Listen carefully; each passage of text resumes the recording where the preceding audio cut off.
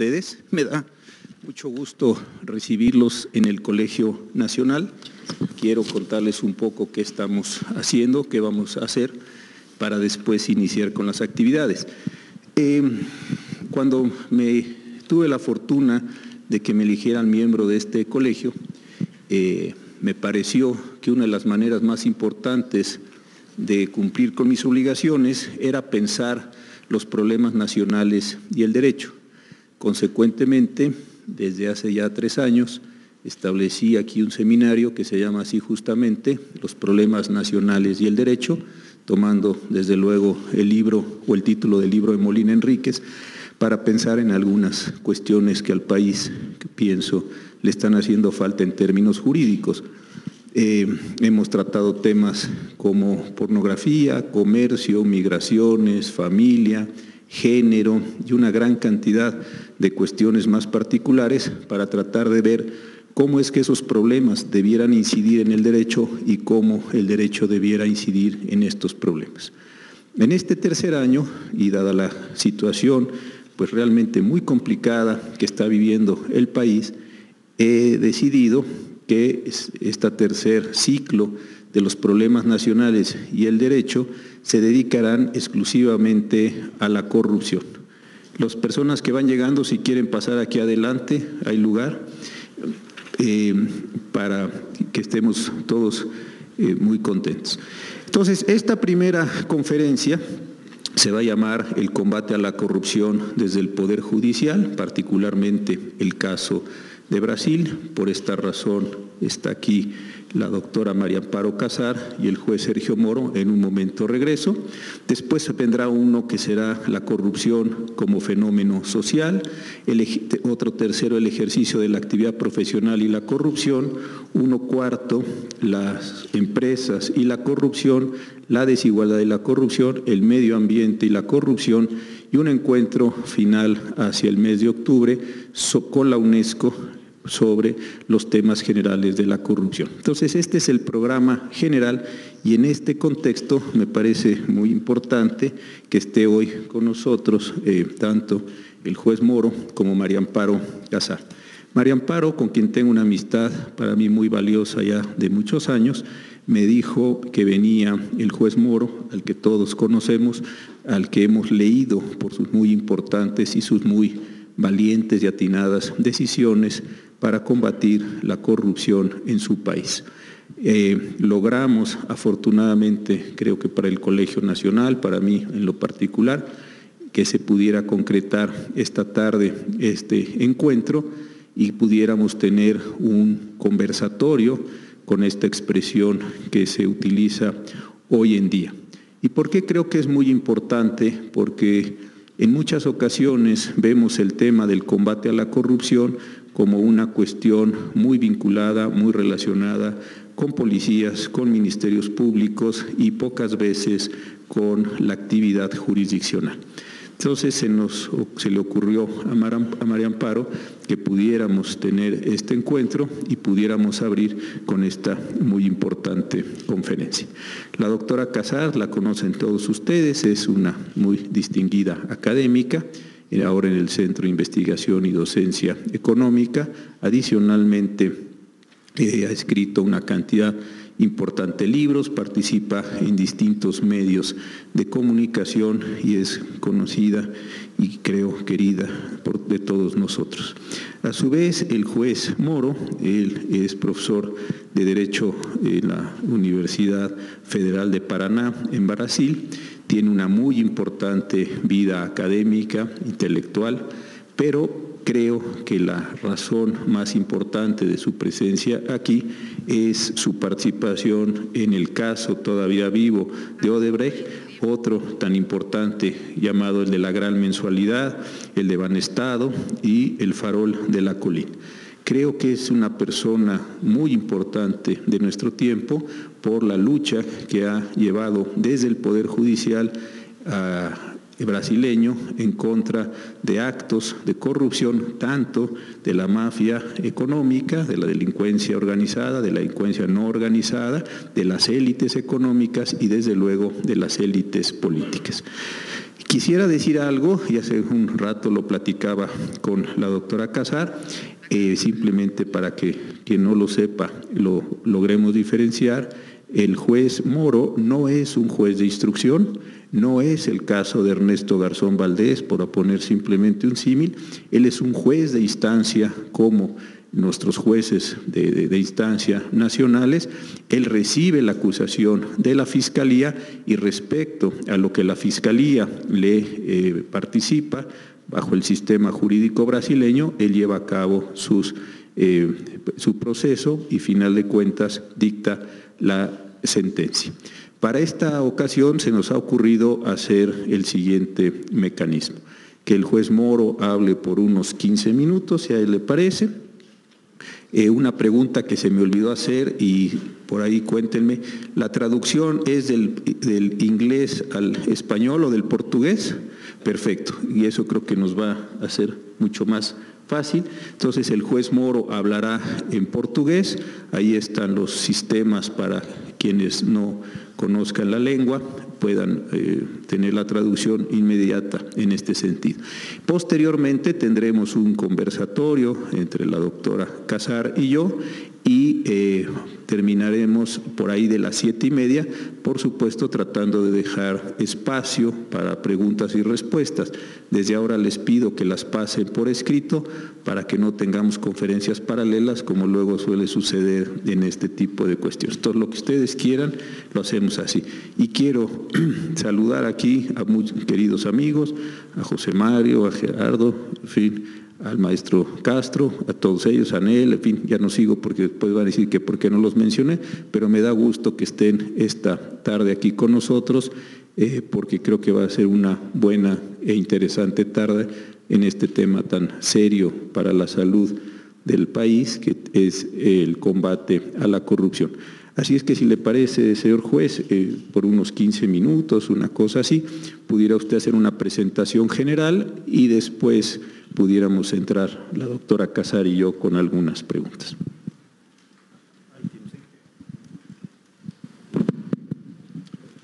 Buenas tardes a todos.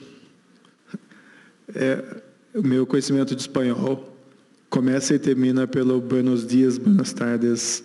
Peço escusas por falar aqui em português. Eu não tenho um domínio do espanhol e eu prefiro, então, não cometer o equívoco de confundir português com espanhol. Gostaria aqui, inicialmente, de dizer que é uma honra estar falando aqui no Colégio Nacional. Gostaria de agradecer o gentil convite que me foi feito pelo ministro Cóssio e também pela doutora Maria Amparo Casar, para estar aqui nesse evento. E eu vim ao México convidado pela essa organização Mexicanos contra a Corrupção. Evidentemente, há um interesse na experiência brasileira de enfrentamento recente à corrupção. E a minha intenção é compartilhar um pouco dessa experiência, aberta, evidentemente, a críticas, e também aprender aqui no México quanto às experiências e o sistema mexicano. Eu não... provavelmente nem todos os senhores e senhoras estão familiarizados com essa experiência brasileira recente no enfrentamento à corrupção. Então, eu vou tomar a liberdade de fazer uma descrição sintética para que depois nós podemos abrir ao debate. Esse caso, do qual eu sou responsável como juiz em primeira instância, ganhou a denominação no Brasil de Operação Lava Jato. É uma denominação que foi dada por um policial, inicialmente, que estava responsável no início da investigação, e o nome, vamos dizer assim, ele acabou se popularizando. Tá? É importante destacar que essa Operação Lava Jato não envolve uma única acusação criminal, não envolve um único processo da justiça, mas, na verdade, vários. São vários crimes sendo processados sobre esse rótulo. Nós temos atualmente mais de 70 ações penais propostas pelo Ministério Público Brasileiro. contra cerca de 289 acusados. Cerca de 38 desses casos já foram julgados em primeira, em parte em segunda instância, e nós temos cerca de 118 pessoas condenadas por corrupção e lavagem de dinheiro, várias delas cumprindo já os termos de prisão que lhe foram fixados pela Justiça. As minhas reflexões, doravante, dizem respeito exclusivamente aos casos já julgados. Tá? Nenhuma afirmação sobre casos pendentes. O que é o centro dessa investigação da Operação Lava Jato são vantagens indevidas pagas em contratos da Petrobras.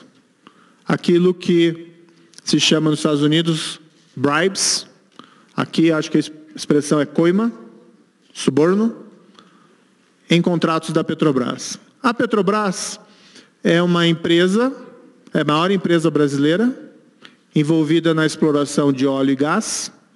Foi criada em 1953 para tornar o Brasil autossuficiente na exploração de óleo e gás. Então, é uma empresa controlada pelo governo, de propriedade do governo. É muito semelhante, embora eu não conheça detalhes, acredito que é a Pemex, aqui do México. E o que a investigação revelou é que havia uma prática sistemática, ou seja, não é um caso de corrupção isolado no tempo e no espaço, não é 1 ou 2 crimes de corrupção, não são uma dezena de crimes de corrupção, mas sim havia uma prática sistemática de pagamento de suborno em contratos da Petrobras. Normalmente, com o desenvolvimento dessa prática, foram inclusive estabelecidos percentuais fixos do suborno. 1 a 2% do valor do contrato tinha que ser pago como suborno. Nós estamos aqui falando de contratos de centenas de milhões de dólares e até de bilhões de dólares, então os valores eram muito expressivos. Tá? Metade desses valores, como regra, iam para altos executivos da Petrobras, enquanto a outra metade era destinada a políticos ou a partidos políticos que davam sustentação à nomeação e à permanência desses executivos nos cargos da Petrobras. E isso foi um esquema criminoso que durou vários anos, com largos prejuízos à companhia pública. Para os senhores e senhoras terem uma ideia da dimensão, um gerente da Petrobras, um executivo de nível médio, durante as investigações, resolveu colaborar com a Justiça e se comprometeu a devolver os subornos que ele havia recebido durante o esquema criminoso, e só ele retornou 98 milhões de dólares, que mantinha em contas secretas em diversos países no exterior. A Petrobras, no início das investigações, afirmava que ela não tinha nenhum problema de governança, que o sistema de compliance dela era excelente, mas com o tempo e com a força das provas, teve que admitir os problemas que ali haviam. A Petrobras, no balanço de 2015, reconheceu perdas contábeis com corrupção em torno de 2 bilhões de dólares. Isso apenas custos diretos de propina. Nós não estamos falando aqui de custos indiretos. Ou seja, basicamente, subornos que teriam sido pagos a executivos e políticos e teriam sido inseridos no valor dos contratos. Uma outra parte do esquema criminoso envolvia o fato de que as empresas fornecedoras da Petrobras, elas se reuniam previamente às licitações e decidiam entre elas quem iria ficar com cada contrato. Ou seja, um jogo combinado que, na prática, eliminava a competição nas licitações e certames da Petrobras. Era definida uma empresa como preferente e as demais normalmente apresentavam apenas uma proposta de preço visando a cobertura da vencedora. Entre os condenados no processo, se tem hoje, por exemplo, 4 ex-diretores da Petrobras, ou seja, executivos do topo. Todos os 4 tinham contas no exterior com saldos milionários, incompatíveis com os seus vencimentos. Existem vários executivos e alguns proprietários dessas empresas fornecedoras da Petrobras, que foram condenados principalmente pelo pagamento do suborno, e existem casos de autoridades políticas que foram também condenadas criminalmente, incluindo alguns parlamentares federais, entre eles o antigo presidente da Câmara dos Deputados no Brasil, senadores, governadores de estado, ex-ministros da Fazenda no Brasil, ex-ministros da Casa Civil, ou seja, uma lista relativamente expressiva do que nós poderíamos chamar de criminosos excelentes. Tudo isso muito novo para a realidade brasileira. O Brasil, em realidade, tem uma tradição fraca de aplicação da lei para essa criminalidade econômica e para essa criminalidade de colarinho branco. E esse caso, e talvez casos anteriores, entre os quais eu destacaria principalmente um famoso caso julgado pelo Supremo Tribunal Federal Brasileiro em 2012, chamado caso Mensalão, talvez sinalizem que o Brasil está passando por um sistema de impunidade, por um sistema de accountability, de responsabilização. Penso que ainda é muito cedo para se fazer uma afirmação dessa espécie.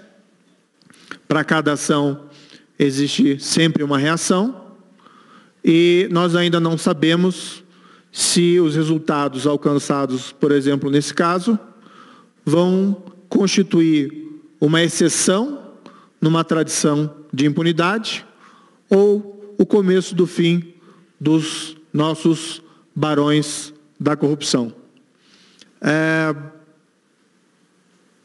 Não sei se já estourei meu tempo e poderia abrir para perguntas, um pouco mais.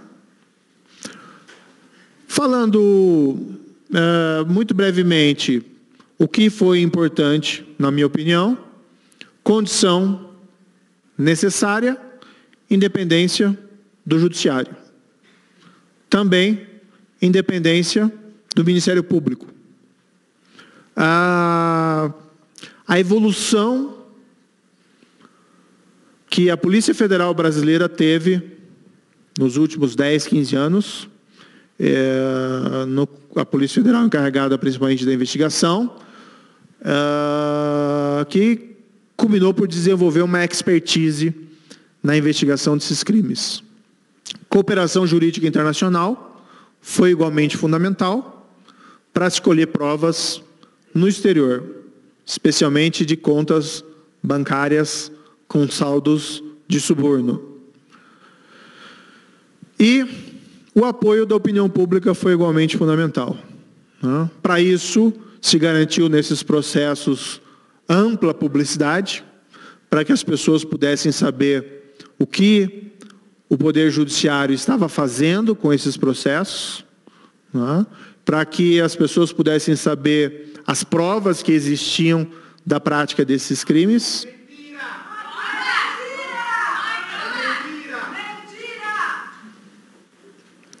E, por outro lado... ¿Qué pasa?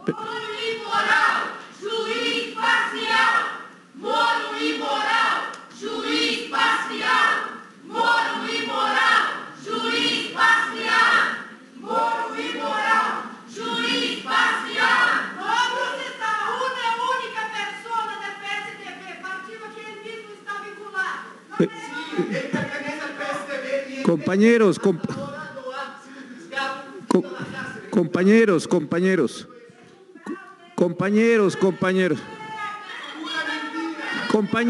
compañeros, ¿por qué no nos dejan escuchar la versión? Nosotros, calma, ¿por qué no nos dejan escuchar la versión? Ustedes sí, pero nosotros no, ni siquiera, nosotros no hablamos portugués. Perfecto, la buscaremos después para contrastar. ¿Por qué no nos dejan continuar a los que estamos aquí? Déjenos informarnos para después poder contrastar. Pues está usted diciendo que con internet. Señor, lo entiendo, déjenos escuchar una versión y después nosotros nos informamos. Me parece que es una forma interesante. Perfecto. Entonces, va a continuar el juez Moro. Les agradecemos que estén aquí. Es parte importante de la discusión pública. Qué bueno que están aquí. Y después, si les parece, iniciamos. Señora, por eso. Señor, déjenos escuchar una versión y después nos informamos. De verdad es importante su punto de vista, pero... déjenos entonces que termine el juez Moro y después entramos a las discusiones y a los comentarios. ¿Les parece que es una forma correcta de comportarnos todos? No le escucho. Claro, porque esa es la forma en la que siempre hemos procesado aquí las cosas, siempre. No tiene, claro, las vamos a leer, todas. Bueno, entonces, continuamos, ¿les parece? Y al final tengo aquí ya 3 preguntas que supongo son de ustedes por la velocidad en que llegaron. Bueno, venga, entonces aquí tengo 3. ¿Les parece que continuemos y al final leemos las preguntas? ¿Es un buen trato para todos? Muy bien, entonces, para que las personas que están allí, les pido se sienten, ya vimos sus carteles y continuamos entonces con esto. Vamos a dejar que termine el juez Moro, va a hacer 2 comentarios la profesora Casar, 2 comentarios yo y después leeremos las preguntas. ¿Les parece bien? Muy bien. Entonces, por favor, continúe el juez Moro para que podamos tener todo esto. Bem, prosseguindo então, como eu falei, dependência, foi muito importante também nesse processo da publicidade, a transparência. Foi igualmente importante a cooperação jurídica internacional. E um detalhe importante do caso, que talvez isso interesse mais particularmente ao México, que algumas dessas empresas que pagaram suborno em contratos da Petrobras, elas combinaram por fazer acordos com os procuradores e revelaram também ter pago propina em outros países para outros agentes públicos.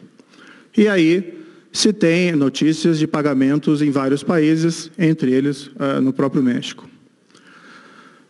Quando se tem esses processos envolvendo suborno, e muitas vezes esses processos afetam figuras públicas, figuras políticas, sempre surgem controvérsias, e eu entendo as manifestações, as pessoas têm as suas paixões, muitas vezes têm as suas ilusões, muitas vezes as pessoas têm as suas ilusões partidárias, mas o fato é que esses processos têm sido julgados com base na lei e com base nas provas. E a esses processos tem sido concedida uma absoluta publicidade. Então, as pessoas podem examinar e, no caso, e avaliar as provas e tirar as suas próprias Conclusões. Como nesse esquema criminoso, e falando aqui exclusivamente da Petrobras, certo? Como ele envolvia pagamentos de suborno para executivos da Petrobras e para componentes políticos, certo? É natural que durante as investigações, durante esses processos, tenham sido revelados casos de suborno envolvendo as agremiações políticas e membros dessas agremiações que controlavam a empresa estatal naquele período específico dos fatos. Então, a meu ver, essa é uma explicação, o porquê das coisas se envolveram dessa forma. Mas, se nós formos analisar o número de condenados nesses processos, e falando especificamente dos condenados agentes políticos, se tem agentes políticos condenados de vários partidos, entre eles do Partido dos Trabalhadores, do partido chamado PMDB no Brasil, inclusive do ex-presidente da Câmara, que era considerado um algoz do próprio Partido dos Trabalhadores, e se tem de PTB e de outros partidos, como também o PP. Quanto a alguns partidos da oposição, o fato é que eles não controlavam a Petrobras e não havia razões para que as propinas fossem dirigidas àqueles indivíduos naquele momento. O que não significa que perante outras cortes de justiça não existam investigações também envolvendo agentes políticos dessas outras agremiações. Muchas gracias, juez Moro, por esta primera intervención. Si le pareciera a la doctora Casar, podría hacer una pregunta, después otra, en fin, así vamos esto. Y después aquí están las preguntas que han llegado y desde luego, como lo convenimos, para seguir con la reunión en paz, están aquí, las vamos a leer todas. ¿De acuerdo? Muy bien. Entonces, por favor, María Amparo, ¿tienes el micrófono ahí? Sí, aquí tengo.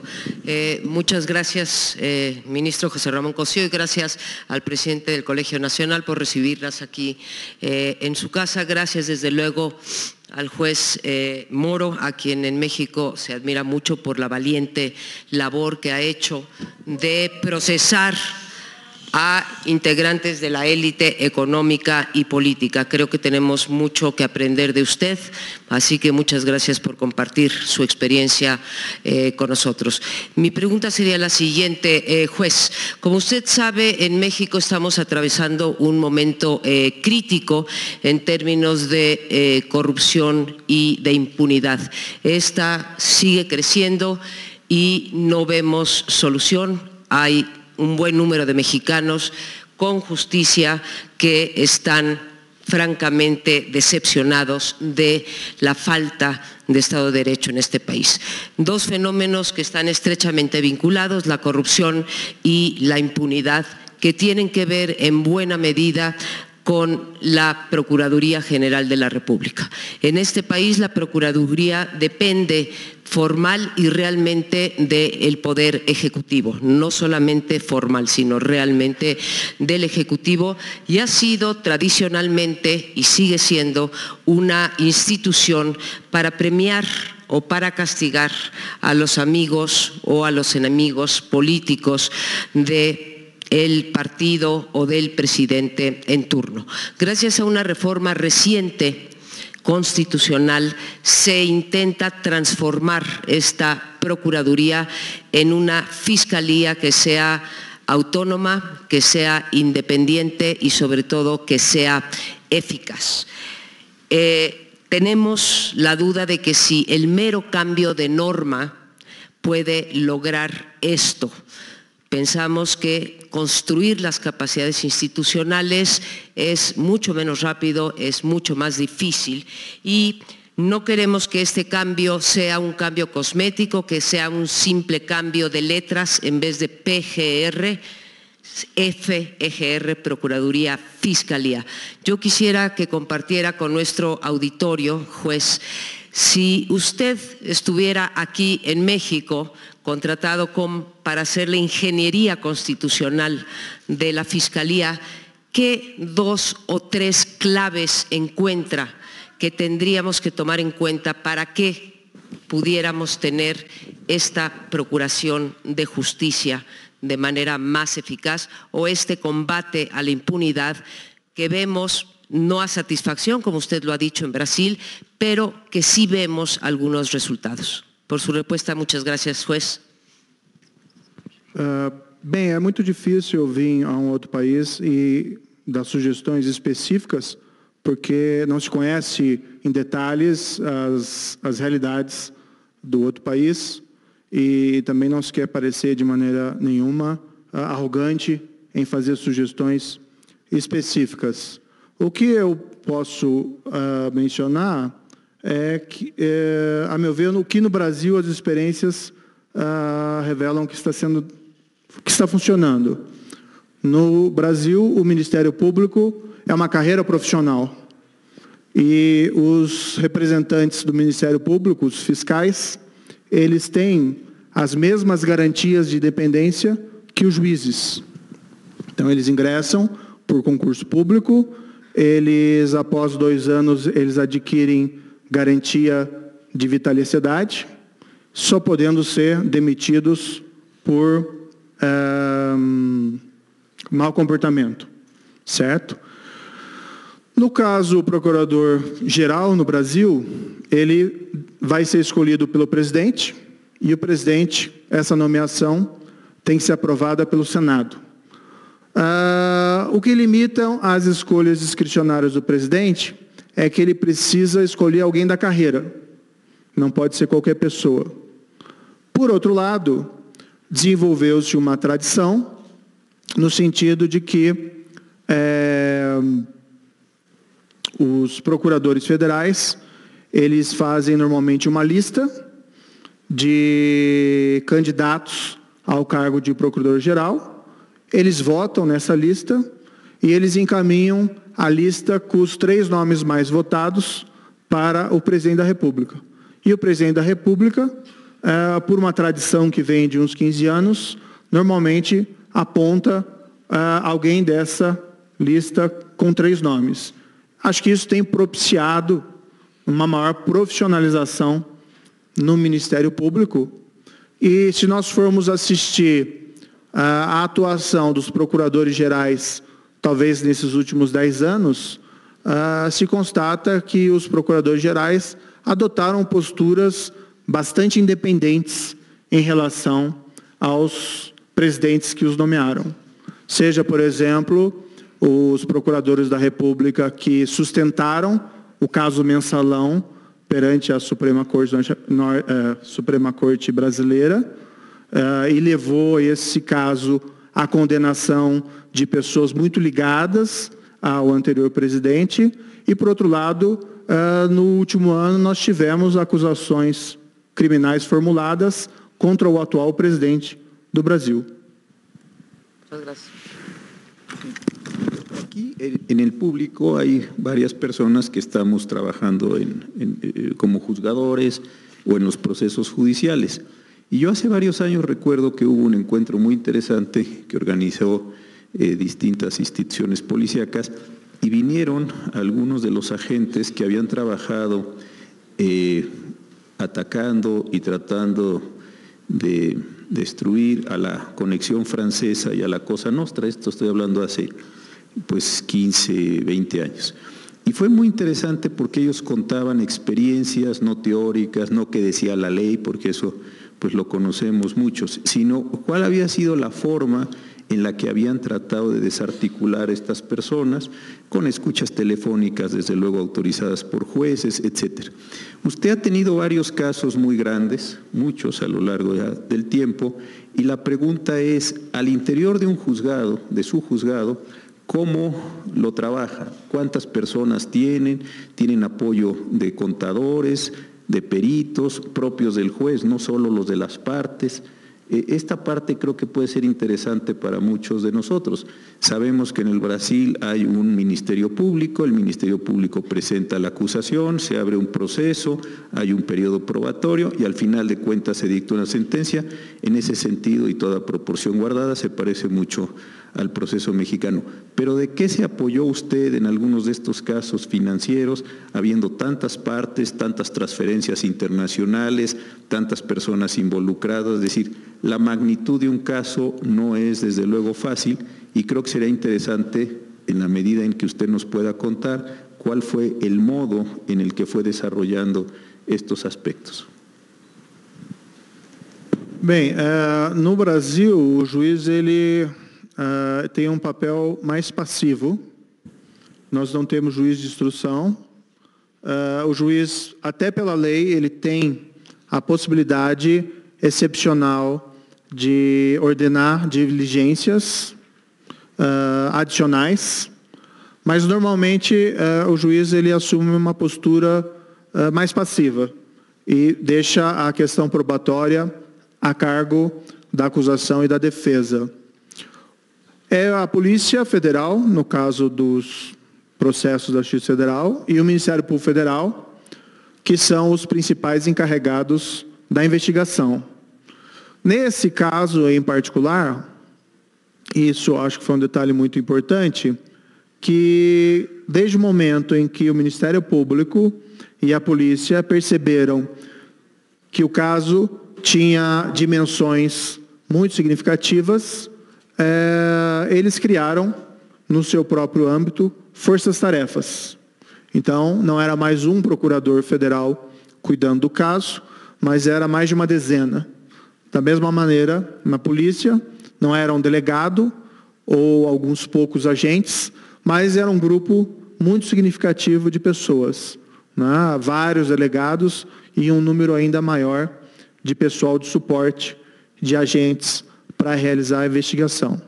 No fundo, os processos, apesar de serem muito trabalhosos, para o juiz, a atividade era um pouquinho mais simples, porque eu recebo as provas da acusação e depois examino as provas da defesa, e eu tenho que examinar essas provas, e elas são difíceis,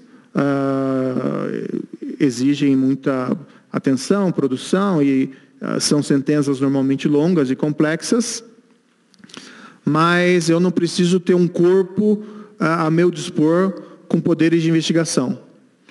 Eu tenho, na minha corte de justiça, como juiz sou eu, e existe um juiz federal substituto, e nós temos cerca de 15 a 18 funcionários tratando de trabalho burocrático, sendo que parte desses servidores ajudam o juiz na redação das decisões, né? Minutando e fazendo sugestões de redação. Então, basicamente, é essa a estrutura.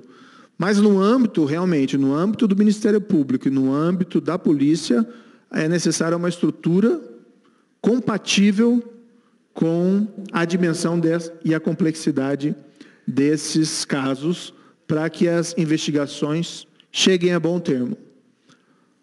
Nós sabemos que os recursos são sempre limitados, e o que é importante, a meu ver, quando se deparam casos dessa magnitude, que as instituições sejam sensíveis ao ponto de focalizar esses recursos e os seus esforços para a completa elucidação desses casos criminais.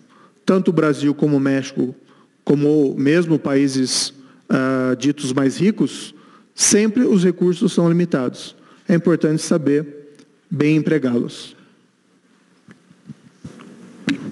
María Amparo, si quisieras comentar alguna otra cosa. Gracias, José Ramón. Una última pregunta, juez.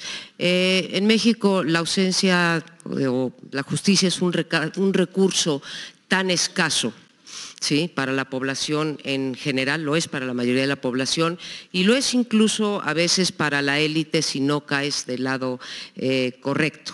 Hemos llegado a tales niveles de injusticia, ¿sí?, que en los raros casos que se pretende impartirla, de inmediato los miembros que pretenden ser los integrantes de la élite política, que pretenden ser procesados, de inmediato salen con lo que llamamos en México la cantaleta de que se está politizando la justicia. Si quieres procesar a alguien del partido gobernante, se politiza la justicia, pero si quieres procesar a alguien del partido de oposición, también se habla de politización de la justicia. Así que en los raros casos en donde hay casos bien fundados, hay un rechazo general por parte de los integrantes de la élite política y de la población en general a que eso constituya un caso de justicia y no un caso político. ¿Enfrentaron ustedes en el caso Mensalao, en el caso Lavallato, en el caso Odebrecht, enfrentaron los jueces y enfrentaron los ministerios públicos ese tipo de incriminaciones? Olha, sempre quando se tem processos contra figuras políticas, o caso normalmente vai ter consequências políticas, mas isso acontece, na minha opinião, fora das cortes de justiça. Se fala muito no Brasil, e esse discurso vem tanto de agremiações à esquerda como de agremiações à direita do espectro político, de que o caso representaria uma criminalização da política. Mas se nós formos analisar bem, o que acontece é que os próprios políticos estão criminalizando a política. Não existe uma disputa real de poder entre juízes e políticos. O que existe são os juízes analisando acusações de casos de corrupção. Então ninguém está sendo, a despeito de opiniões contrárias, e eu compreendo as ilusões das pessoas, o que as pessoas pensam. Elas têm suas opiniões, mas ninguém está sendo processado por suas opiniões políticas, mas sim diante de acusações de condutas criminais. Isso aconteceu também no caso que foi chamado Mensalão. Esse caso Mensalão não foi um caso que passou pelas minhas mãos, foi um caso julgado pelo Supremo Tribunal Federal. Isso foi julgado em 2012. Eu até na época acabei sendo convocado e trabalhei como uma espécie de juiz auxiliar, assessorando um dos ministros. Mas o Supremo Tribunal Federal proferiu um julgamento na época em que condenou diversas figuras públicas, inclusive políticos, também políticos de diversos partidos. E essa mesma história, né, surgiu naquela época no sentido de que o tribunal teria proferido um julgamento político. Na minha opinião, isso não é correto. Foi uma decisão. Eventualmente, cabe pontuais críticas, nenhuma decisão necessariamente leva a um consenso de avaliação, mas o Supremo Tribunal Federal proferiu uma decisão com a pretensão de ser baseada nas provas e nas leis. E se um político comete um crime, não é porque ele é um político que ele deve escapar impune. A lei deve valer para todos. La última pregunta que yo le haría es esta. ¿Cómo han funcionado estos acuerdos en donde las partes que forman parte de un proceso, que están imputadas en un proceso, señalan a otras personas como coinculpados o les reprochan algún tipo de delitos para efectos de poder ir aumentando las investigaciones? Creo que este es un asunto importante. Nosotros, como seguramente usted sabe, en estos días que lleva acá en México, tuvimos un cambio muy importante en el 2016, entró en vigor un nuevo sistema penal acusatorio y esto ha permitido que haya procedimientos abreviados donde las partes aceptan parte de su responsabilidad o inclusive han llegado a algún tipo de arreglos con el Ministerio Público, con el juez, para efectos de lograr una disminución en las penas, señalando a algunas otras personas. Y creo que esta es una experiencia importante de ustedes porque tienen procesos con muchísimas personas. Leí que en algunos, el de Banestado, tuvieron hasta 97 imputados, en fin, son procesos muy grandes y no sé qué nos pudiera contar de esta forma en la que las partes van declarando, van señalando cosas. Desde luego, para salvarse, señalaba usted en su intervención de una persona que devolvió muchos millones de dólares para poder tener una pena más baja, supongo. En fin, creo que esto sería también interesante porque el país nuestro empieza a caminar en este sentido. É uma questão bastante pertinente. Para a investigação criminal, existem duas situações diferentes. Existem aqueles crimes que aparecem, e normalmente, por exemplo, crimes de ruas, e para esses crimes, por exemplo, um roubo de veículo, não é incomum que a polícia tenha testemunhas e tenha condições de chamar essas testemunhas para construir um bom caso criminal e levar a uma condenação criminal de alguém que cometeu um crime dessa espécie.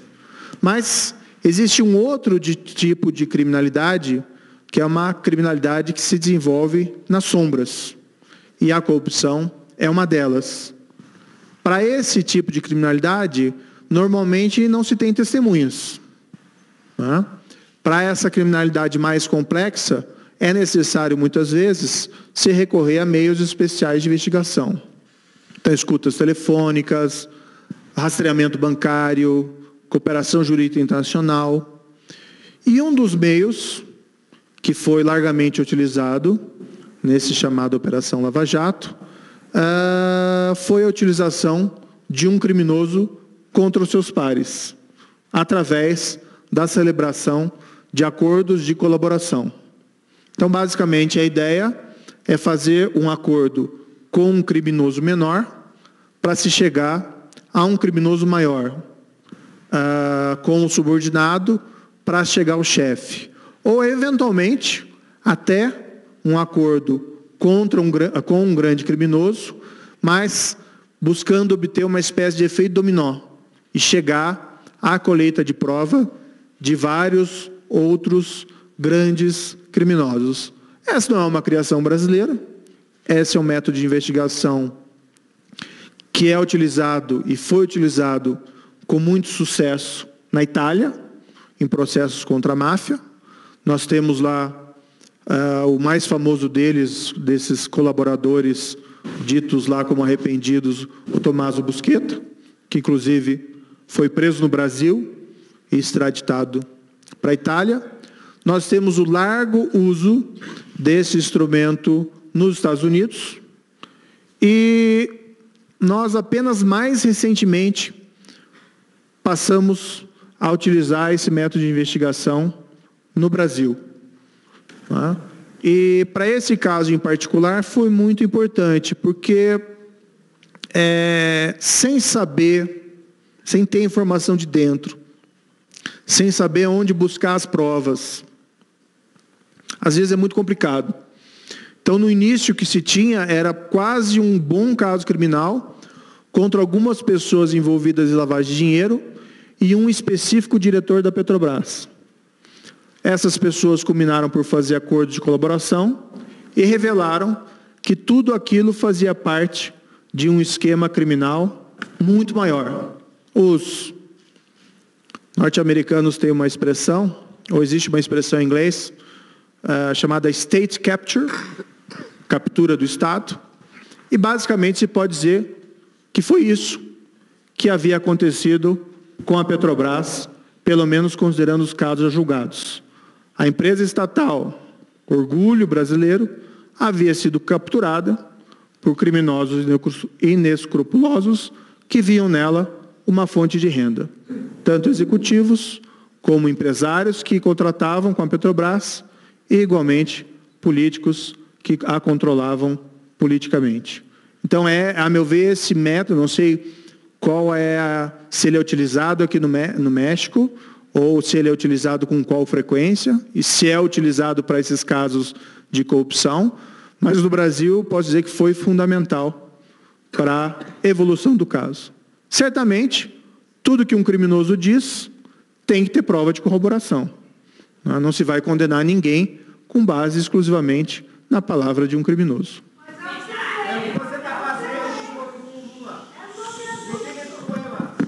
Calma, habíamos quedado que aquí están sus preguntas, compañeros, habíamos quedado en otra cosa. Ustedes están aquí, habemos muchas personas, creo que todos merecemos respeto. Ya están sus preguntas aquí, ahora las vamos a hacer. ¿Les parece esto bien? No. Están ustedes invitados a una casa, hay reglas de comportamiento aquí de esta casa. Aquí están sus preguntas y se les van a contestar. ¿Les parece? Entonces vamos a proceder de esta manera ordenada y así podemos estar. Nadie les ha quitado ahí están ustedes parados, todos estamos contentos, estamos pasando una tarde interesante y estamos discutiendo temas importantes. ¿Les parece? Entonces, tengo una pregunta para mí y una pregunta para la doctora Casar. Voy a pasarle a la doctora Casar su pregunta y después contestaré la mía y después entraremos. Hay algunas en portugués, yo no leo portugués, entonces se las voy a pasar al juez Moro para que lea estas preguntas en portugués. Adelante, María Amparo, por favor.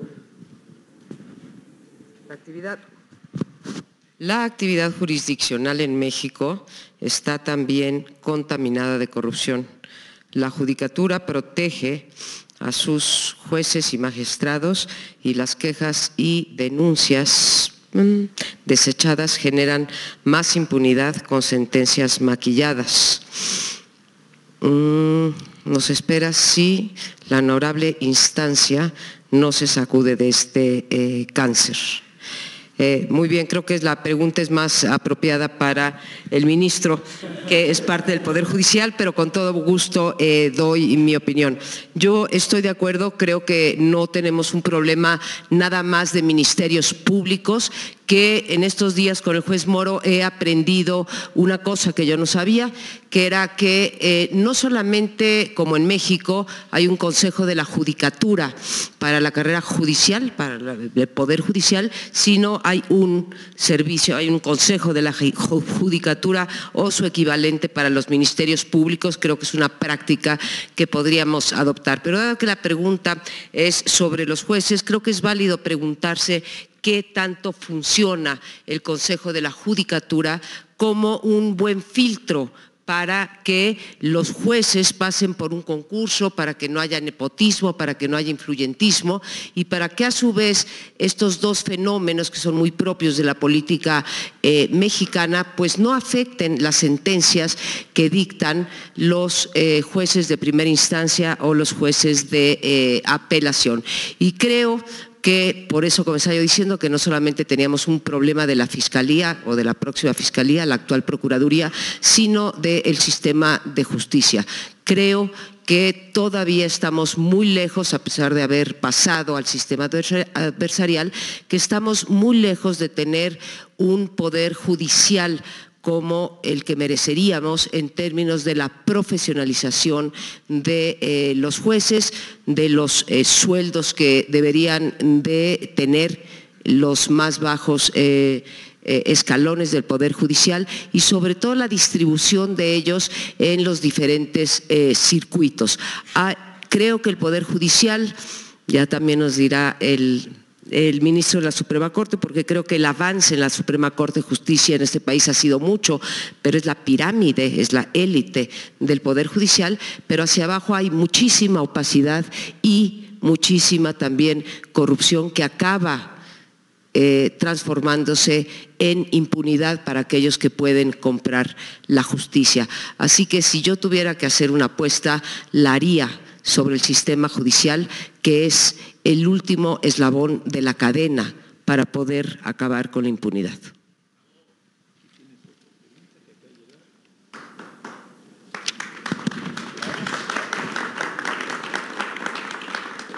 En la Procuraduría General de Justicia de la Ciudad de México tenemos servicio profesional de carrera, pero, a ver, un momento, la gafa. Pero les causa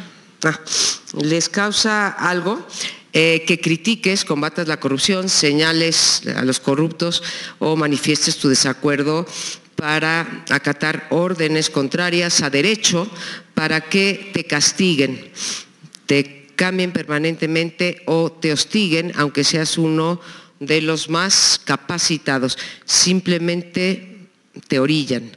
¿Qué hacer al respecto? ¿Cómo empezar? ¿Qué haría usted y en quién se apoyaría?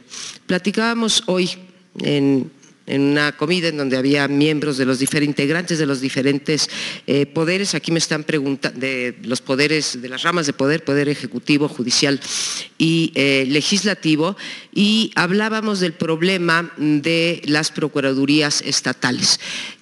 La Procuraduría de la Ciudad de México, la Procuraduría General de Justicia de la Ciudad de México, no solo no es una excepción, creo que es una de las procuradurías más complicadas y más atravesadas por estos fenómenos de los que hablaba yo en mi respuesta a la anterior pregunta.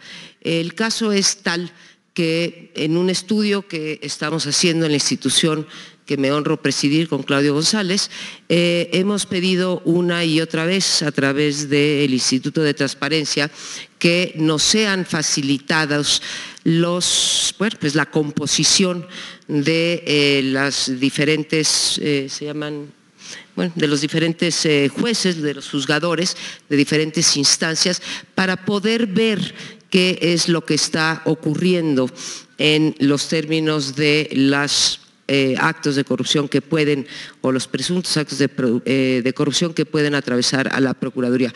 No los hemos podido obtener, insisto, creo que el Poder Judicial es un poder muy poco transparente, y si no comenzamos por la parte de un verdadero servicio civil judicial, un servicio de carrera judicial, no podremos acabar con estas lacras del Poder Judicial, sobre todo en los estados. Se decía también que mucho se ha hablado de los cambios constitucionales en las procuradurías de los estados, y en efecto hoy muchas de ellas, al menos la mitad, ya son fiscalías, pero sabemos que cada una está capturada por el gobernador de cada entidad. Creo que lo mismo ocurre en la Ciudad de México, y si no logramos esa independencia de quien gobierna la entidad federativa, pues no podremos avanzar en el combate a la impunidad. Muchas gracias. Yo tengo dos preguntas nada más y después pasaremos a la del juez Moro. La primera, me pregunta un compañero estudiante de qué manera combatiría yo la corrupción que vivimos en el país como ministro de la Suprema Corte. Hay que recordar que los jueces solo podemos conocer de aquello que nos es presentado por las partes. Sería sumamente arriesgado y peligroso socialmente que los jueces nos pudiéramos hacer a nosotros mismos preguntas y después nosotros contestar las preguntas que nos hiciéramos. Esto sería de verdad peligrosísimo y me parece que acaba destruyendo cualquier sistema jurídico y cualquier orden social. Entonces hay que recordar que los jueces conocemos por amparos, controversias y acciones básicamente. Cuando llegan casos de corrupción, y hay que decir que yo ya voy a cumplir mis 15 años de mandato, me han llegado muy pocos casos de corrupción importantes. Me han llegado casos pequeñitos que tienen que ver con robos hormiga, con algunas cuestiones menores, pero así casos grandes, que yo recuerde uno, a lo mejor dos, y los demás no los tenemos muy frecuentemente, son cosas, insisto, menores. Entonces, ahí hay una parte. Y la otra es en controversias y acciones, cuando un poder, un órgano, una institución, etcétera, viene y nos pregunta si tal o cual norma es o no contraria a la Constitución. Y ahí sí es el único ámbito en el que podemos nosotros actuar. Si la ley tal o cual viene con un problema de constitucionalidad, por ejemplo, que respecto de un delito haya una dualidad de actuaciones o haya alguna traslape normativo, ahí sí podríamos generar esos temas. Y sobre todo, donde creo que sí es importante, es cuando pasa un caso de corrupción, pues analizarlo muy detalladamente para aplicar las sanciones correspondientes. En otros países, decía yo, hay jueces que tienen la facultad de iniciar procesos o de participar en los procesos, de generar una actividad. El juez Moro decía, y con razón, que en Brasil, igual que nosotros, pues nosotros como juzgadores no tenemos la capacidad, por decirlo de esta manera, salir al mundo a traer pruebas o traer hechos o traer elementos, sino que estamos en una situación esperando a lo que la Fiscalía y la Policía básicamente nos da. Y en segundo lugar, aquí hay una pregunta que es un poco extraña, porque dice, si estoy de acuerdo en que los ministros, magistrados y jueces federales, especialmente los últimos, no bajen su sueldo y prestaciones para asimilarlos a sus pares en los de los otros poderes. pues con toda confianza yo sí estoy de acuerdo en no bajar mi sueldo. Si esa es la pregunta, pues yo le diría sí estoy de acuerdo en ese sentido. Supongo que lo que quiere decir es lo contrario. Si yo estaría de acuerdo en bajar mi sueldo, yo de que entré acá con una reforma muy importante que realizó el presidente Calderón, tuvimos una baja de sueldo y quedamos en una condición nueva, con unos artículos transitorios. El sueldo de los jueces en prácticamente ningún país del mundo, esto del siglo XVII, tenemos algo que se llama garantía judicial y significa, o jurisdiccional, y significa que no se puede disminuir el sueldo de los jueces durante su tiempo de encargo. ¿Y por qué no es una buena comparación con otros órganos o los titulares de otros órganos públicos? Porque a diferencia de todos los demás, nosotros no podemos recibir ningún ingreso que no sea nuestro sueldo. Yo en este Colegio Nacional no recibo nada, estoy en el SNI, en fin, en varias cosas, y no recibo nada de ese sueldo, simple y sencillamente porque la Constitución me lo prohíbe. Entonces, sí tuvimos nosotros una muy importante disminución salarial, y está eso establecido en términos de un precepto constitucional, insisto, como garantía. Ahora vamos a la parte, yo creo que más interesante, que son muchas preguntas para el juez Moro. Yo le pregunto, ¿usted puede leer en español? Sí, bueno, si hay alguna cosa... Calma.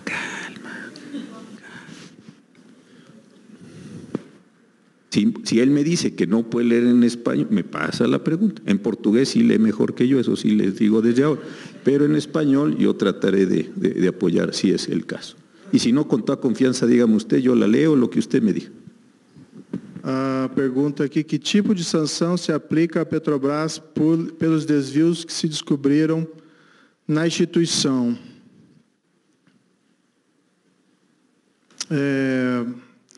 Veja bem, nós temos entendido que como a Petrobras é uma empresa pública, controlada pelo governo estatal, ela é vítima desses crimes, como de fato é.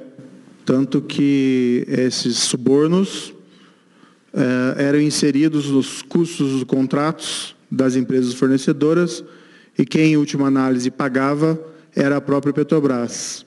Então, nós não temos sancionado a Petrobras. Em realidade, a Petrobras tem ingressado nos processos na condição de vítima. E como se está reconstituindo para tratar da corrupção interna? Alguma coisa que eu não entendi na escrita, mas a Petrobras, ela, diante de todos esses fatos, ela vem tentando se reestruturar e reforçar os seus sistemas de compliance e evitar que esses fatos se repitam. Acho que isso é bastante importante, porque o processo judicial criminal, ele tem várias limitações. Nem todos os crimes vão ser descobertos, nem todos os crimes descobertos vão ser provados, nem todos os crimes descobertos e provados vão encontrar uma resposta institucional adequada na justiça.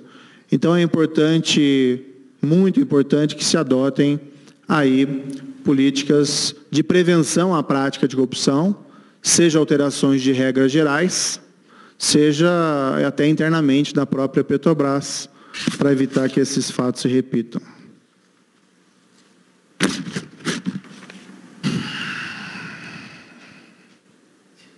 Esse aqui eu confesso que não entendi a letra, vou passar aqui para o...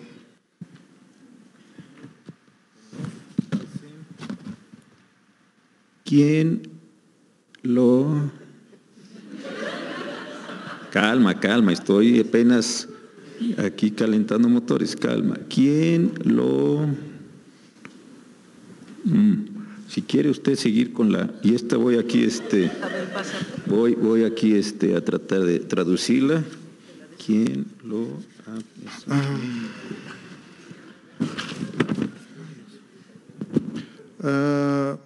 E creio sinceramente que a opinião pública em Brasil não tem suficiente força para apoiar, por exemplo, no caso da ex-presidenta Dilma que não é tomada em conta. Eu não sei se eu entendi a pergunta aqui. Apoiar.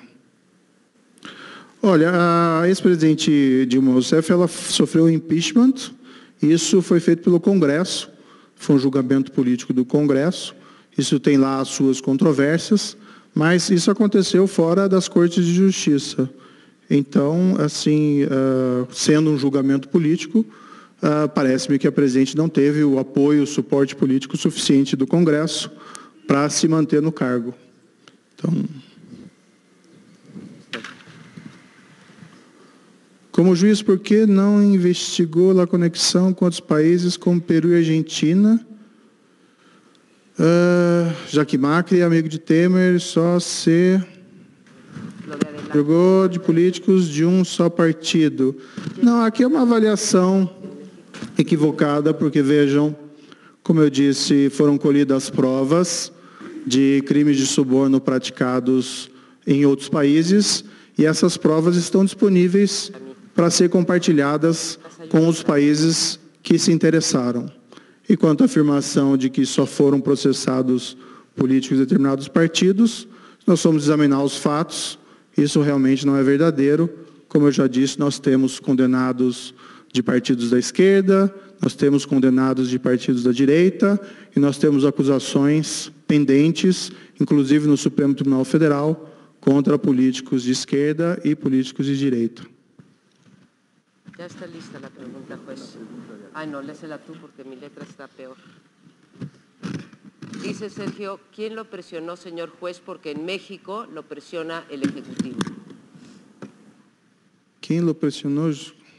¿Quién lo presionó, señor juez? Porque en México el que presiona es el Ejecutivo.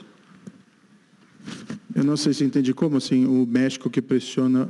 quem pressiona no México é o Executivo. Pressiona a los jueces. A usted, ¿quién lo presiona? Entendi. Olha, nesses processos envolvendo pessoas poderosas, seja economicamente ou politicamente, sempre existe o risco de obstrução da justiça. E, a meu ver, neste caso da Operação Lava Jato, o que foi importante que a opinião pública preveniu essa obstrução, pelo menos, talvez até o momento. Mas pressões diretas relacionadas a esses casos, como, por exemplo, ameaças físicas, não ocorreram, certo? Desculpe. Por que somente julgou você condenações apenas de um partido? Aqui eu vou ter que repetir, isso simplesmente não é verdadeiro, é só analisar. Nós temos o ex-presidente da Câmara, que era no partido de oposição ao governo anterior. E aí, Cláudia Cunha, sua esposa, que está suelta e está involucrada na corrupção de corrupção de Cunha. Está suelta. E seus filhos também estão involucrados na corrupção com Cunha. E que você la soltou. Habíamos quedado en que las preguntas serían por escrito. Pero es una incongruencia estar hablando cuando habíamos convenido entre todos otra cosa. Hay muchas personas que están atendiendo. Dejemos que hable el juez, por favor. Certo. Então, o ex-presidente da Câmara foi condenado criminalmente por mim, está cumprindo pena, e eu, de alguma forma, o protegi porque eu absolvi a sua esposa processada no mesmo caso. Se eu quisesse proteger o ex-presidente da Câmara, eu teria absolvido o ex-presidente da Câmara. Ou seja, todo respeito, esse argumento não faz sentido.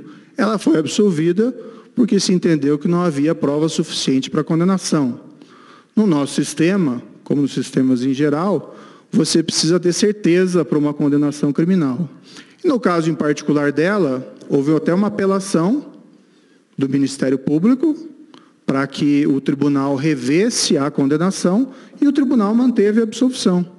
Inclusive, o próprio Ministério Público, atuante em segunda instância, a absolveu. Agora, a culpa no processo criminal é sempre individual, não se transmite por parentesco. Então, agora, esse é um argumento interessante. Eu protejo porque eu absolvi a esposa e ele está condenado e preso. Sinceramente. Agora, eu não gosto de falar a níveis pessoais, assim, de casos individuais. Eu tenho evitado, eu falei o nome de ninguém aqui do que eu fui condenado, e eu preferia não tratar de casos individuais. Existe uma série de limitações quanto a juízes. Então, se houver perguntas, novamente, por que condenou X ou não, eu peço escusas, mas não vou responder.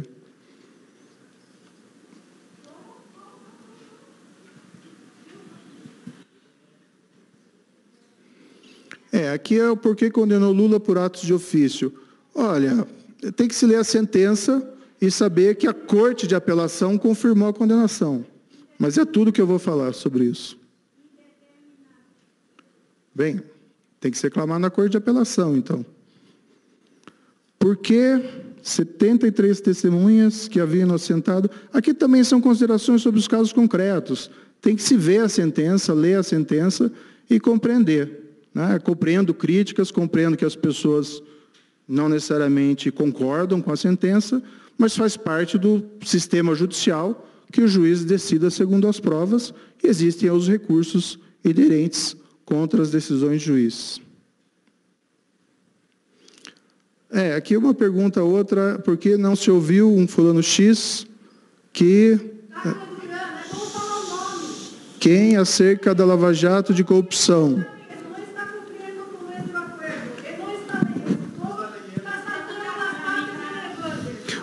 Eu falei que eu não ia tratar de casos concretos. Não, porque há negado 4 vezes que depõe a Rodrigo Tacla Duran. Não é um caso concreto. Bueno, oiga. Bueno, y usted está hablando de más porque ya habíamos quedado en que no iba. Por eso, ya habíamos convenido en algo. Está bien, entonces damos por terminado el acto, ¿le parece? Bueno, damos por terminado el acto porque no están ustedes conviniendo en las reglas en las que quedamos. No, a ver, ese ni es el caso. Bueno, pero es una decisión de él. ¿Qué voy a hacer? ¿Qué quiere que hagamos aquí? Lo culminamos. Como moderador tendría la obligación de callarlos a ustedes y los he dejado hablar. Esa es mi obligación como moderador.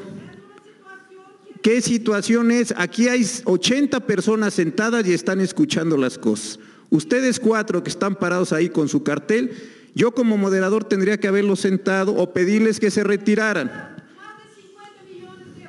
Por eso, vamos a leer en internet lo que usted nos dijo. Vamos a dejar que termine el señor. Muy bien. Prosiga usted, por favor, senhor juez. A pessoa em questão é um criminoso foragido na Espanha e ele inventou histórias para tentar tornar o juiz impedido para o caso. Isso já é objeto de decisões do processo e faz parte do processo judicial. As pessoas recorrem e, se quiserem, revisam. Mas esse é um indivíduo que não tem crédito nenhum, um criminoso, lavador profissional de dinheiro, pelo menos acusado como tal, que se refugiou na Espanha para escapar o processo.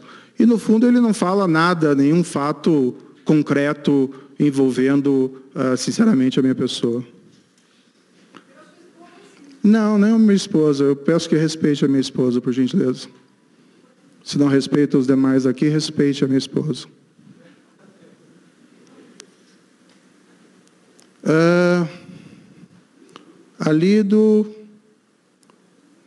Essa pergunta aqui eu não entendo também. Alido artigos que Luiz Feijaroli, que é mais sobre o caso do presidente Lula. E, sim, é natural que uma figura pública obtenha algum suporte de pessoas de fora do país que escrevem, mas escrevem sem conhecer os detalhes do caso. Quem cabe julgar o caso são os juízes brasileiros. De que forma pode ser totalmente independente o Poder Judicial? Num sistema de checks and balances, de controles, sempre vai existir alguma influência do poder político sobre o Poder Judicial. Então, por exemplo, é natural que, num sistema em que a nomeação dependa do presidente e a aprovação pelo Senado, um presidente queira nomear ministros que sigam mais ou menos a sua orientação política. Mas o que é importante é que não seja uma orientação política partidária. Então, por exemplo, o presidente quiser nomear um juiz, um ministro, que tem um perfil mais liberal, ou eventualmente um perfil mais conservador, isso faz parte do jogo de influências entre os poderes. Mas, evidentemente, não se deve ao extremo de se nomear, vamos dizer, pessoas somente por suas simpatias político-partidárias. Né? Seria complexo, complicado, que toda a estrutura judicial fosse unicamente composta por juízes de carreira e com ascensão por mérito ou senioridade. Até porque a própria questão do mérito nas promoções entre os juízos é algo também sujeito a alguma disputa, já que o mérito não é algo totalmente mensurável matematicamente. Mas é importante, sim, estabelecer garantias ao juiz para que o juiz possa proferir as suas decisões sem risco de sofrer, vamos dizer assim, retaliações jurídicas, para que ele possa proferir esses casos, decisões com independência.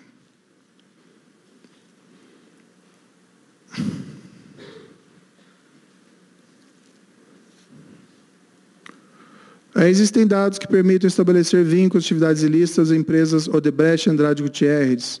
Há dado seguimento às atividades dessas empresas em outros países, concretamente no México? Olha, o que houve e foi revelado no caso é que essas construtoras brasileiras, elas previamente se reuniam e definiam entre elas quem seria a ganhadora do contrato de determinada licitação da Petrobras. Isso implicava em um conluio entre elas, e desse clube de empreiteiras participavam tanto a Odebrecht como Andrade Gutierrez.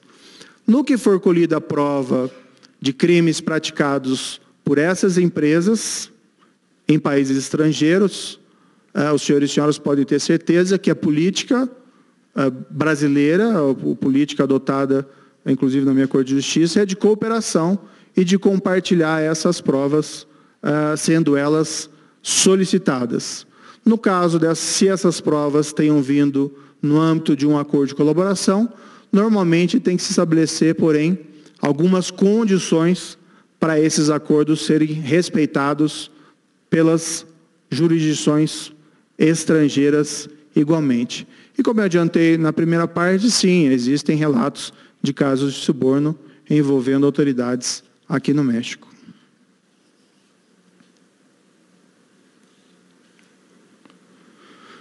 Por que creio que em México não ha sido consignado nenhum alto funcionário de Pemex da política, enquanto no Brasil aportou provas de Odebrecht? Olha, essa é uma questão que envolve um fato concreto, muito específico, e eu, como juiz, não posso entrar em detalhes sobre essa pergunta, então vou pedir escusas, mas também não posso responder. Mas as provas relativas a condutas de suborno envolvendo autoridades estrangeiras estão aptas a serem compartilhadas com as autoridades desses outros países.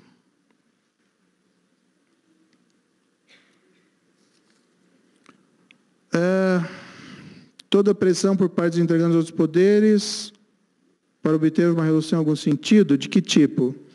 Olha, houve, por exemplo, algumas movimentações estranhas, um projeto de anistia de crime de corrupção e lavagem de dinheiro, que chegou a ser ventilado na Câmara dos Deputados, mas por conta da opinião pública não foi adiante.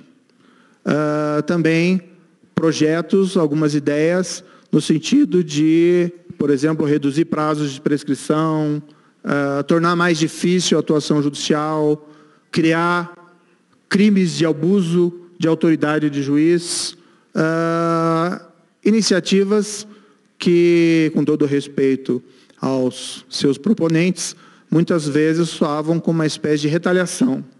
Mas, como se diz, até o momento nada de concreto foi aprovado a nível legislativo para que obstruísse esses trabalhos, havendo sempre um risco, no entanto, de que isso aconteça.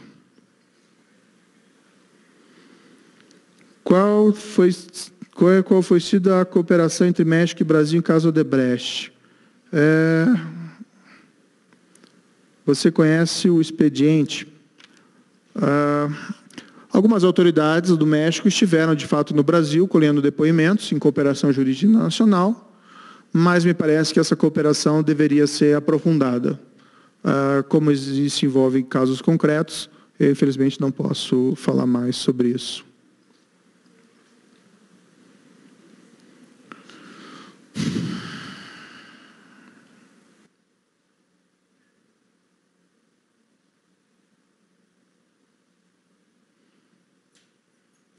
Eu não entendi isso aqui.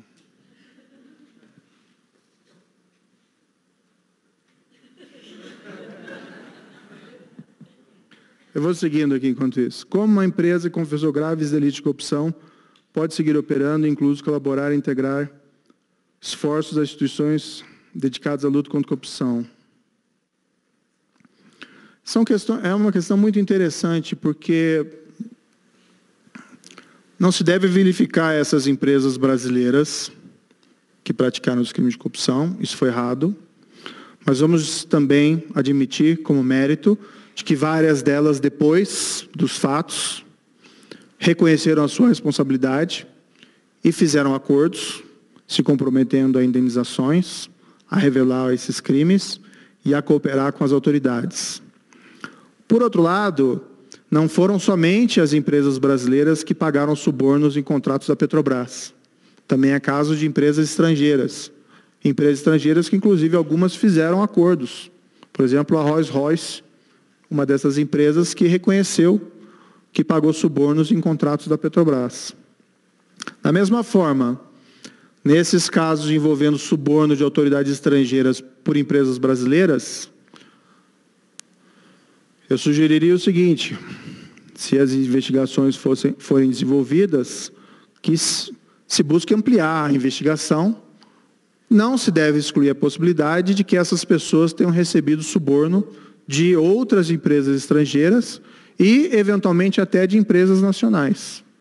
Normalmente, quando se tem um ambiente propício à corrupção, ou pelo menos um agente propício a receber esse tipo de suborno, não necessariamente ele interrompeu sua carreira criminosa recebendo uma única vez.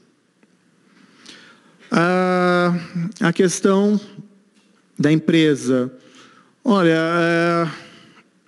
as alternativas seriam ruins, porque nós estamos falando de grandes empresas de construção brasileira, e se nós não admitirmos alguma possibilidade de redenção, seria o fim dessas empresas, com danos significativos à economia ou ao emprego. Então, se a empresa se mostra disposta a admitir sua responsabilidade, a mudar sua conduta futura e revelar os seus crimes, eu acho que essa é uma conduta que é meritória e a empresa, quem sabe, se isso for sincero, merece uma segunda chance. Existem casos de empresas internacionais que passaram por situações equivalentes. Este é o caso famoso da Siemens, a empresa alemã, que se envolveu no passado em diversos casos de corrupção e fez acordos também perante diversas jurisdições, e ela segue adiante.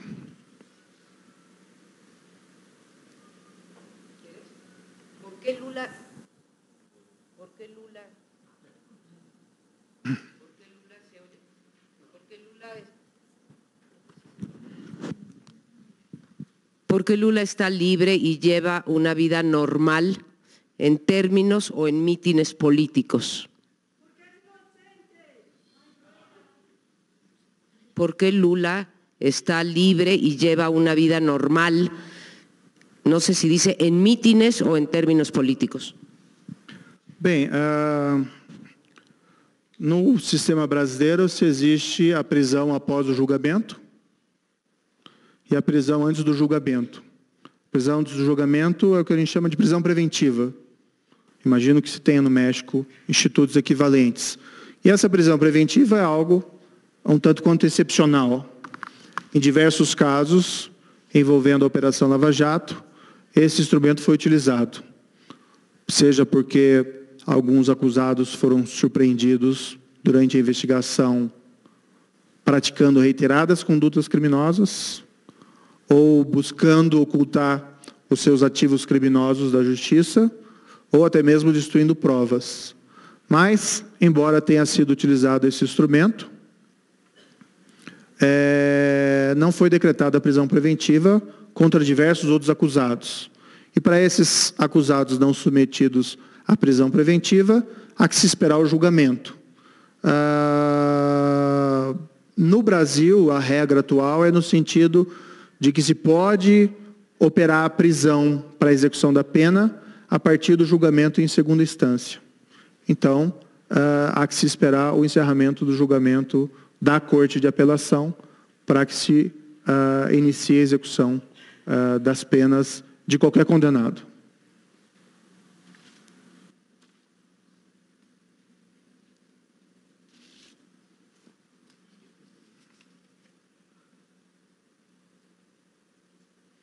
Qual a condição indispensável para a efetividade do enjuiciamento de servidores públicos de alto nível? Essa é uma pergunta um pouco ampla, muito ampla. Vou responder em maneiras gerais. No Brasil sempre houve uma tradição de impunidade e muitas vezes as pessoas se desapontavam com a atuação da polícia, com a atuação do Ministério Público, com a atuação das Cortes de Justiça. E há um certo nível em que, além disso propiciar o aumento da corrupção, as pessoas também perdiam a fé no sistema. Perdiam a fé nas Cortes de Justiça, perdiam a fé nas leis, em alguns casos até perdiam a fé na democracia, e alguns até passavam a acreditar que a corrupção era inerente ao sistema, que a corrupção fazia uma parte do destino daquele país, que era quase como uma condição natural, uma doença tropical.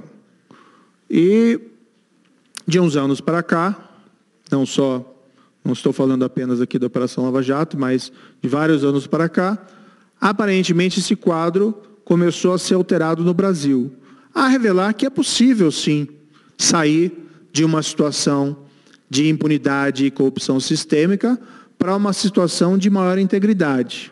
Não que nós estejamos numa situação de integridade no âmbito da nossa administração pública, mas aparentemente, pelo menos a impunidade está sendo vencida. Existem exemplos muito interessantes na ordem internacional, em sentido parecido, às vezes por outros caminhos. Existe um país que fazia parte da União Soviética, a República da Geórgia. Quando a União Soviética se desfacelou e os países se tornaram independentes, entre eles se encontrava a Geórgia, e a Geórgia, naquele início da sua vida como república independente, era tido como um dos países mais corruptos do mundo. Não poucas pessoas falavam que a Geórgia era um país governado por gangsters, e aqui não se fala em gangster no sentido figurado, mas sim pessoas com conexões realmente fortes com organizações criminosas, até de tipo mafioso. E desde um episódio que lá é chamado de Revolução Rosa, salvo engano em 2003, a Geórgia passou progressivamente a adotar uma série de reformas para diminuir incentivos e oportunidades da corrupção e também para buscar a punição da corrupção. E hoje a Geórgia, embora, como todo outro país, não é que não tenha problemas com corrupção, mas vive uma realidade, pelo menos segundo os índices de percepção da corrupção da Transparência Internacional, muito diferente daquilo que acontecia em 2003. Então, se foi possível num país como a Geórgia, e aqui sem qualquer juízo de demérito, mas com tradições democráticas muito menores do que Brasil e México, com instituições ainda a serem construídas e talvez mais fracas no início do que do Brasil e do México, se foi possível construir instituições mais fortes, também é possível construir instituições mais fortes nos países da América Latina para, de forma efetiva, enfrentar o problema da corrupção. Não se tem a ilusão de que ela vai acabar, a corrupção sempre vai existir, mas esse comportamento corrupto disseminado e o subproduto da impunidade é algo que pode ser, de maneira factível, enfrentada pelas instituições democráticas. Como? Existe em Brasil um tribunal para conhecer faltas administrativas de servidores públicos? No âmbito administrativo, existem órgãos disciplinares dentro de cada órgão da administração pública, que são basicamente as corregedorias internas. E no âmbito federal existe o Ministério da Transparência, era a antiga Controladoria Geral da União, que tem uma atribuição geral de correição administrativa. Os poderes desses órgãos normalmente são de índole investigatória e eles podem também sancionar os servidores públicos por penas de multa, suspensão e eventualmente até demissão. No âmbito do judiciário, existe o Conselho Nacional da Magistratura, que é um órgão com poderes disciplinares e de regulação da atividade da magistratura.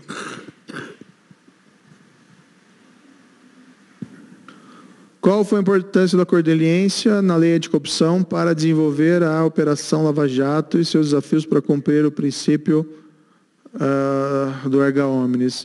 De certa maneira, eu talvez já tenha respondido. Na investigação criminal foram feitos acordos com criminosos para se colher prova contra outros criminosos e, igualmente, também foram feitos acordos, aí nós chamamos de acordo de leniência, com empresas, corporações, para que elas, vamos dizer assim, também colaborassem com essas investigações, reconhecendo as suas culpas e indenizassem pelos danos por elas praticados. O que aconteceu aqui, como eu disse antes, esses crimes são praticados em segredo e, por vezes, é muito difícil se descobrir a prova sem que se tenha uma informação de dentro. No início das investigações não havia nenhuma colaboração, foi possível chegar até certo ponto, rastreando o dinheiro, mas, por vezes, aquela regra de investigação básica, follow the money, não é algo assim tão simples. Muitas vezes há pagamentos em espécie. Normalmente há condutas de ocultação e de simulação de lavagem de dinheiro que tornam muito difícil identificar um produto, um patrimônio do agente público derivado do crime de corrupção. Então, existe esse tipo de dificuldade. E, por vezes, se tem, quando se tem informação de dentro, a possibilidade não só daquela pessoa revelar os crimes, mas indicar onde podem ser procuradas provas de corroboração. Por exemplo, o agente público, um diretor da Petrobras, que ele confessa os seus crimes e ele revela que recebeu depósitos em uma conta offshore específica em determinado país. Através de cooperação jurídica nacional, se colhe essa prova documental e se tem a revelação dos depositantes, sendo possível, eventualmente, corroborar aquelas declarações.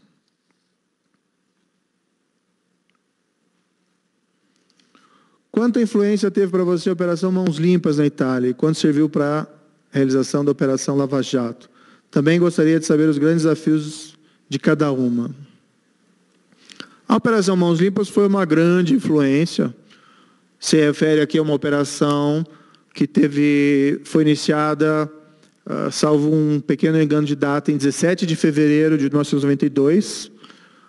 foi preso um indivíduo chamado Mário Chiesa, e ele era administrador de um instituto público de pensões e de serviços de saúde em Milão. E esse indivíduo, ele até foi preso em flagrante. Ele solicitou suborno de um determinado empresário. O empresário procurou o Ministério Público e ele foi preso em flagrante. Esse indivíduo foi preso. E, com o tempo, aquele caso ganhou uma dimensão enorme, virou uma espécie de bola de neve.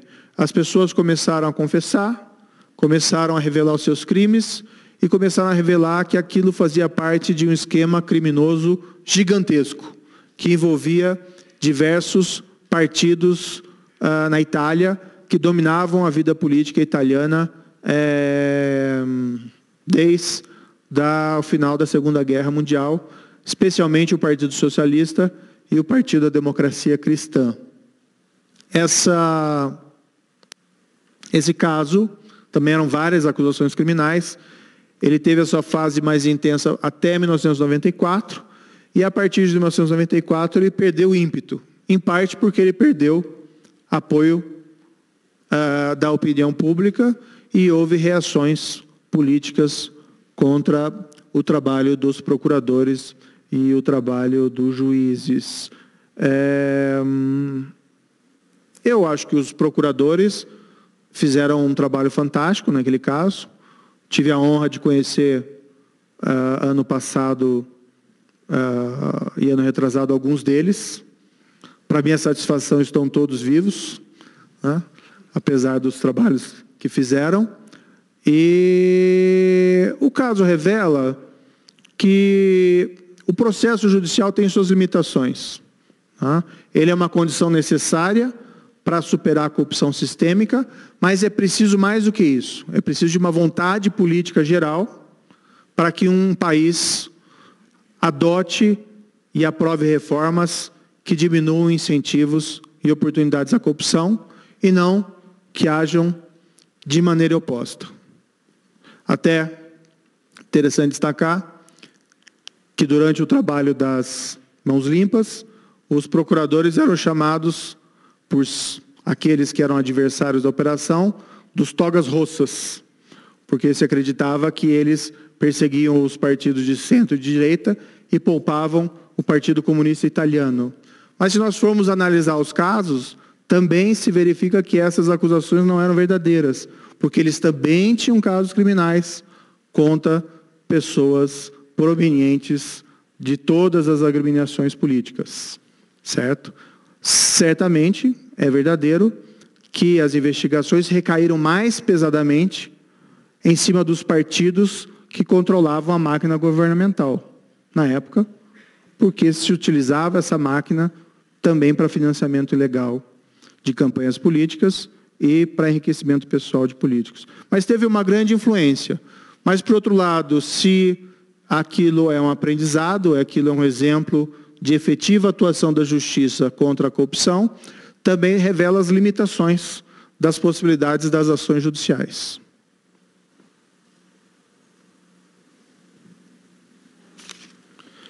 A última que eu tenho aqui, a investigação Lava Jato se acha estendida a outros países da América Latina, alcançando mandatários e ex-mandatários. Segundo seu juízo, eu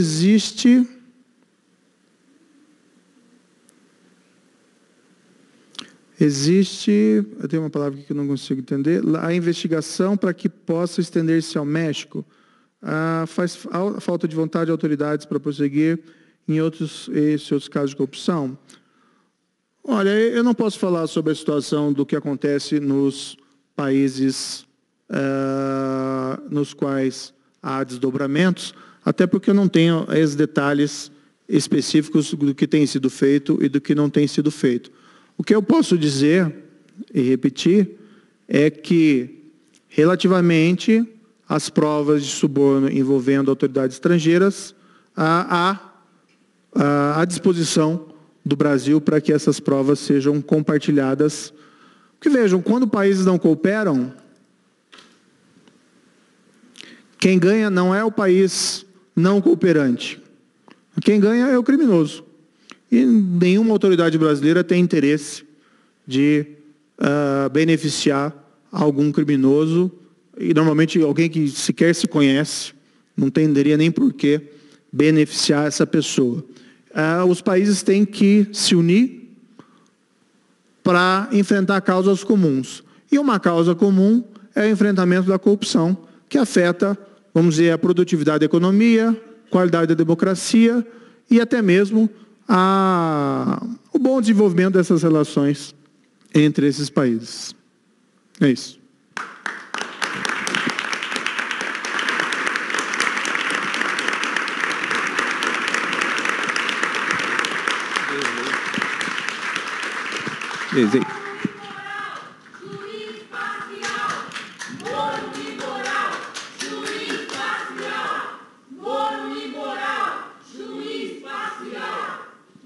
Bien. Gracias, compañeros. Gracias por haber venido. A ver, dijimos desde el comienzo que a las 7 de la noche íbamos a terminar esta conferencia. Faltan escasos minutos, la voy a dar por terminada. Quedaron desde luego unas 4 o 5 preguntas por aquí. Me disculpo yo, no el señor juez, yo por no haberlas contestado. Les agradezco mucho que hayan estado aquí. Yo creo que tenemos una visión completa, la del juez Moro que participó en estos hechos. La gente que está aquí es lo suficientemente inteligente y madura para poderse formar su opinión, ¿verdad? Entonces les agradecemos a todos ustedes su asistencia y los vemos aquí el martes 6 de marzo a las 6 de la tarde con un tema importante que es la corrupción como fenómeno social, donde estarán Claudio Lobnitz, Jacqueline Pechard y Gabriela Barkentin. Les agradecemos a todos ustedes su asistencia y que tengan muy buenas noches.